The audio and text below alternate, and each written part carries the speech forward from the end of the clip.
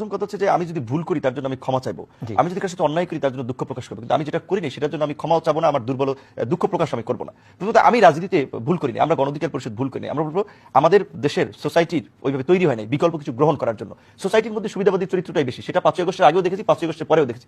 বলেন আজকে 5ই আগস্টের পরে এনসিপিতে আমার কর্মী, আমার তৃতীয় সারির কর্মী, তারা টেলিভিশন টক শোতে আপনার রাজনৈতিক নেতা হিসেবে হাজির হয়, আর আমার দলের থার্ড ম্যানকেও টেলিভিশনগুলো ডাকে না। তাদেরকে কেন ডাকে? তারা তো তথ্য মন্ত্রণালয় চালায়। তাহলে মিডিয়ার ট্রিটমেন্টটা দেখেন এইটা। ফান্ডিং একটা পলিটিক্যাল পার্টি চলে, কিছু ফান্ডিং আছে। ধরেন এনসিপির সরকারে ছিল, তাই তাদের সাথে দেখা করার জন্য মন্ত্রীপাড়ায় ব্যবসায়ী থেকে শুরু করে আমলা কামলা লাইন ধরেছে রাতে। ওই গোয়েন্দা সংস্থাগুলো রিপোর্ট আছে তো, ভিডিও অডিও ছবি সব পাবেন, কারা ওখানে লাইন ধরেছে। কেন? তাদের কাছে গেলে কারো ফ্রিজ অ্যাকাউন্ট খোলা যায়, কারো মামলায় পড়লে জামিন করানো যায়।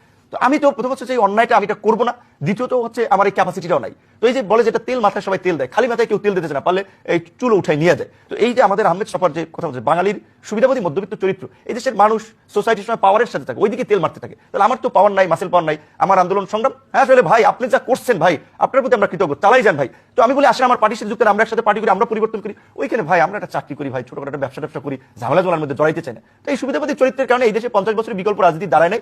সামনে আমার বিশ্বাস দাঁড়াবে, সামনে দাঁড়াবে, একটু সময় লাগবে। তো সেখানে আমি তো ভুল করি, আমার ডেডিকেশন, আমার ফ্যামিলির স্যাক্রিফাইস সেটা তো অব্যাহত ছিল, আমার তো ভুল নেই। মানুষ গ্রহণ করতে পারে, মানুষ চিনতে পারে না। কারণ এই যে বলে আপনার স্বাভাবিকভাবে যদি শেখ মুজিবুর রহমানের মতো মানুষকে আপনার এই দেশের মানুষ নেতা বানিয়েছিল, জাতির পিতা হিরো বানিয়েছিল, আবার তাকে কিল করেছে না, শেখ মুজিবকে জেলে দেওয়া যেত, তার বিরুদ্ধে গণ আন্দোলন করা যেত, কিন্তু তাকে হত্যা করা এটা একটা নির্মম নিষ্ঠুরতার পরিচয়। সো তাহলে এখানকার মানুষের যে মেন্টালিটি, কোটা সংস্কার আন্দোলন আমরা করেছিলাম, তাদের জন্য বিশ্ববিদ্যালয়ের ছাত্ররা বিসিএস যে চাকরি পাবে 2018 সালের 30 জুন, আপনাদের চ্যানেলের ফুটেজটাই সবচেয়ে বেশি ভাইরাল হয়েছে।